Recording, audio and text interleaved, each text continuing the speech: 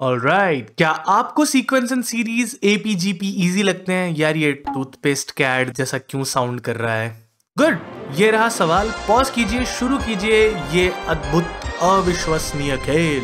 राजपुर आया नी मैं तेरे पीछे पीछे तेनू डेरा बसी लभदा फिरा। सुना है जेई समाज में खौफ का माहौल है पिछले वीडियो के बाद से। कौन बोला मेरी वीडियो कोई नहीं देखता? तो यार ये नहीं बोलना। हम दोनों ने एक ही किताब पढ़ी थी, मगर ये सबक तूने कहां से पढ़ लिया मेरे भाई? बातें बहुत हो गई, प्रॉब्लम डिस्कस करते हैं। Let's go.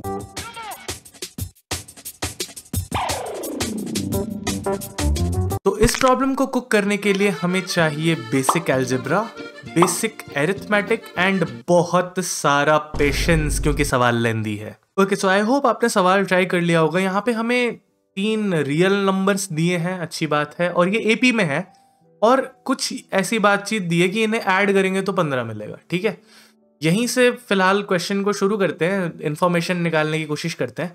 अगर ये 3 नंबर्स एपी में है, और ध्यान रखना 3 नंबर्स का सम दिया हुआ है, तो क्या मैं ये अज्यूम कर सकता हूं कि जो एपी में है उन्हें मैं a माइनस डी ए और a प्लस डी अज्यूम कर लेता हूं? ये तो वैसे 10वीं में भी पढ़ाया जाता है, तो इसमें कुछ नया नहीं है। ठीक है, एंड इनका जो सम है वो मुझे दिया हुआ है क्या? वो मुझे दिया हुआ है 15।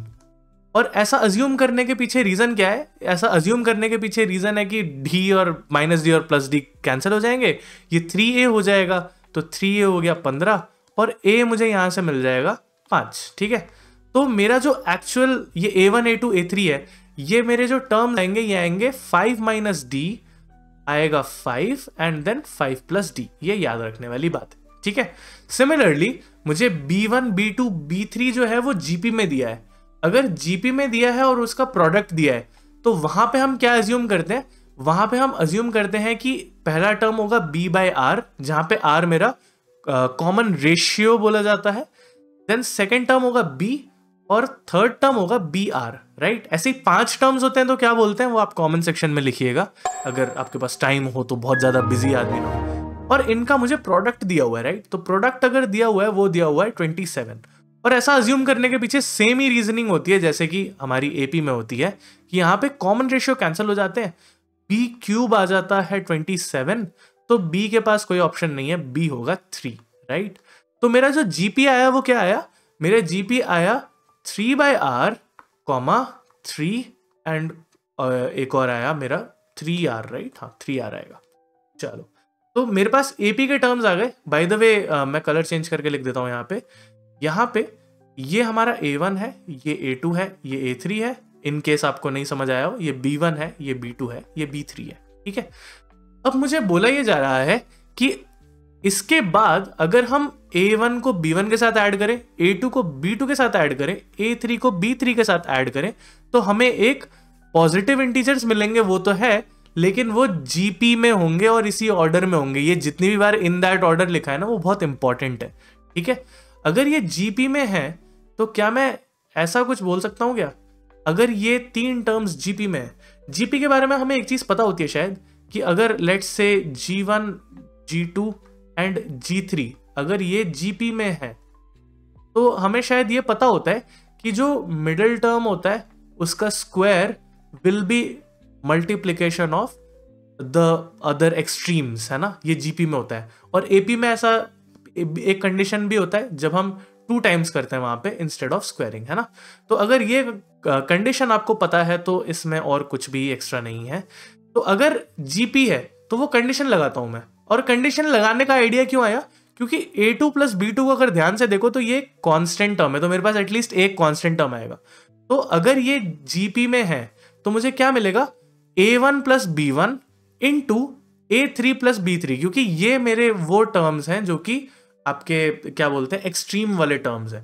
तो एक्सट्रीम में एक टर्म आ गया a1 प्लस b1। a1 क्या है? 5 माइनस डी है, और b1 आपका 3 बाय आर है, तो ये लिख दिया हमने, इनटू जो दूसरा एक्सट्रीम है जो कि है a3 और b3। तो a3 कितना है? 5 प्लस डी, और b3 प्लस में होगा 3r। ठीक है, तो ये एक साइड हो गया। एंड दूसरे साइड में क्या होगा? a2 प्लस b2 का स्क्वायर होना चाहिए। तो 5 प्लस 3 8 है, और 8 का स्क्वायर होगा जो कि हो जाएगा 64। ठीक है, अब यहाँ पे ध्यान देने वाली बात ये है कि अगर ये पॉजिटिव नंबर्स हैं, जो कि अभी तक लग तो रहा है ऐसा, तो लॉस ऑफ जनरलिटी अगर हटा भी दें तो भी कोई दिक्कत नहीं होगी कि यहाँ पे हम 5 माइनस डी को छोटा मान लेते हैं 5 प्लस डी से, और 3/r को छोटा मान लेते हैं 3r से। ठीक है, अगर चेंज भी करोगे तो भी कोई प्रॉब्लम नहीं है, बस यहाँ पे थोड़ा सिंप्लिसिटी के लिए मैं ये काम कर रहा हूँ। इस अजम्पशन से आंसर पे कोई चेंज नहीं आएगा, ये विदाउट लॉस ऑफ जनरलिटी वाला आर्ग्यूमेंट है, अगर आपने पढ़ा हुआ ऐसा कुछ तो। ऐसे पढ़ाया जाता है जेई में, अगर एडवांस टीचर्स पढ़ा रहे हैं आपको तो पढ़ाया होगा कभी ना कभी, या मेंशन किया होगा ऐसा कुछ। अब देखिए यहाँ पे क्या हो रहा है, प्रोडक्ट हो रहा है दो चीजों का, और वो 64 आना चाहिए। और ध्यान रखना ये दो चीजें अपने आप में पॉजिटिव है, राइट। तो अगर मैं फैक्टराइज करूंगा 64 को, तो एक तरीका हो सकता है 64 इंटू 1, दूसरा तरीका हो सकता है क्या 32 इंटू 2, ऐसा कुछ, राइट। और एक काम करते हैं ना, सिंस मैंने ये एस्टैब्लिश कर ही दिया है कि जो पहला टर्म है वो छोटा है दूसरे वाले टर्म से, है ना, हमने d को मान लिया कि पॉजिटिव है, r को मान लिया कि ग्रेटर देन 1 है, तो अगर ये छोटा टर्म है तो हम इसे 1 इंटू 64 लिखें तो अच्छा रहेगा। देन 2 इंटू 32 लिखा जा सकता है, क्योंकि ध्यान रखना पॉजिटिव टर्म्स है। ठीक है, फिर क्या कर सकते हैं हम 4 इंटू 16 कर सकते हैं, एंड लास्टली 8 इंटू 8 कर सकते हैं। इसके बाद यही वाले सारे टर्म्स आ जाएंगे, और मैंने जैसा कि मैंने बोला, हम ऐसा लॉस ऑफ जनरलिटी छोड़ के बोल रहे हैं कि ये पॉजिटिव, और मतलब ये बड़ा टर्म है और ये छोटा टर्म है और ये बड़ा टर्म है, राइट। तो यहां तक हम पहुंच सकते हैं। अच्छा, इसके बाद अब क्या करेंगे, इसके बाद अगर ये ऐसा फैक्टराइजेशन हो रहा है तो पहला वाला टर्म 1 के इक्वल होगा, दूसरा वाला टर्म 64 के इक्वल होगा, सेम चीज यहां भी होगी। तो मैं क्या कर सकता हूं कि मैं ऐसा लिख सकता हूं यहां से कि 5 माइनस डी प्लस 3/r था वो 1 हो जाए, and 5 plus D plus 3r 64 हो जाए, राइट। ऐसा एक कंडीशन हो सकती है। ऐसे ही और भी 3 कंडीशन होगी, और अब हमें क्या करना पड़ेगा, हमें इसको सॉल्व करना पड़ेगा। तो मैं एक काम करता हूं, फटाफट वो जो दूसरे शीट में लिखा हुआ है इसे मैं यहाँ पे एटलीस्ट ये 4 कंडीशंस लिख देता हूँ, ताकि हम फिर आगे इसे सॉल्व करें। ओके, तो पहले दोनों इक्वेशन को सॉल्व करते हैं। तो यहाँ पे 5 प्लस 5 आपका 10 हो गया, यहाँ पे 3/r प्लस 3r हो गया, और ये आपका हो गया 65, राइट। तो ये 10 दूसरे तरफ जाके 55 बना देगा, एंड मैं ये r को भी मल्टीप्लाई कर ही देता हूँ। तो यहाँ पे मेरे को मिलेगा 3 प्लस 3r स्क्वायर, यहाँ पे 55 था और ये 55r हो गया। तो यहां से मुझे मिलेगा क्या, यहां से मुझे मिलेगा 3r square minus 55r plus 3 is equal to 0। ठीक है, एंड अगर आप यहाँ पे ध्यान से देखो तो ये स्प्लिट होगा नहीं, तो यहाँ से r हमें जैसा हमें पता है वैसा निकालना पड़ेगा। तो यहाँ पे हम करेंगे क्या, हम अपना वो फॉर्मूला लगाएंगे, क्वाड्रेटिक फॉर्मूला, और क्वाड्रेटिक फॉर्मूला से मुझे मिलेगा 55 का स्क्वायर बाय द वे 3025 है, ये मैंने पहले कैलकुलेट करके रख लिया था, एंड ये माइनस का 36 है। ठीक है, अपॉन में आपके पास आएगा 2a विच इज 6। ठीक है, अब इसे हम अगर सॉल्व कर रहे हैं, ध्यान देने वाली बात ये है कि हम अगर यहाँ पे देखें, हमें रिक्वायरमेंट क्या है, हमें मैक्सिमम a3 का वैल्यू चाहिए, राइट, यही तो चाहिए। और a3 क्या है हमारे पास, a3 5 प्लस d है। 5 प्लस d में अगर d की बात करूं मैं, तो ये जो d है इसको मैक्सिमम अगर हमें लाना है, यहाँ पे इक्वेशंस देख लीजिए, यहाँ d को अगर मैक्सिमम लाना है, इधर से बेटर दिखेगा आपको, d को मैक्सिमम लाने के लिए ये बाकी का सामान दूसरी तरफ ले जाऊं मैं, तो एक तो ये 64 माइनस 5 59 हो जाएगा, और ये माइनस 3r है। तो आप कुछ ना कुछ माइनस कर रहे हो, राइट। और अगर आप कुछ माइनस कर रहे हो और आप चाहते हो कि ये d मैक्सिमम आए मेरा, राइट, d मैक्सिमम आएगा तभी तो a3 मैक्सिमम आएगा। तो अगर d मैक्सिमम आएगा, आपको ये चाहिए, तो आपको r को मिनिमम लेना पड़ेगा, राइट। और r को मिनिमम लेने के लिए आप यहाँ क्या कर सकते हो, आई थिंक अगर r को मिनिमम लेना है तो मुझे यहाँ पे माइनस वाला साइन लेना पड़ेगा, राइट। तो अगर मैं माइनस वाला साइन लेता हूँ, बाय द वे मैं यहाँ लिख देता हूँ, ये r मिनिमम है, तो ये आएगा 55 माइनस, यहाँ अंडर रूट में मेरे पास आएगा 2898, राइट, नहीं 2989, माय बैड, 2989। तो अगर 2989 है, आप चाहो तो इसे डिवाइड करके देख लेना, ये 7 से 2 बार डिवाइड होगा, ये 7 से 2 बार डिवाइड होगा और आपके पास बचेगा 61। सो ये 49 इंटू 61 है एक्चुअली। तो अगर आप इजाज़त दो तो मैं यहाँ रूट में से 49 का एक 7 बाहर निकाल लेता हूँ और ये रूट ऑफ 61 है, अपॉन में आपके पास आ गया 6, ठीक है। और यहाँ और कुछ कैंसिल हो नहीं सकता, तो इसे फिलहाल यहीं रहने देते हैं।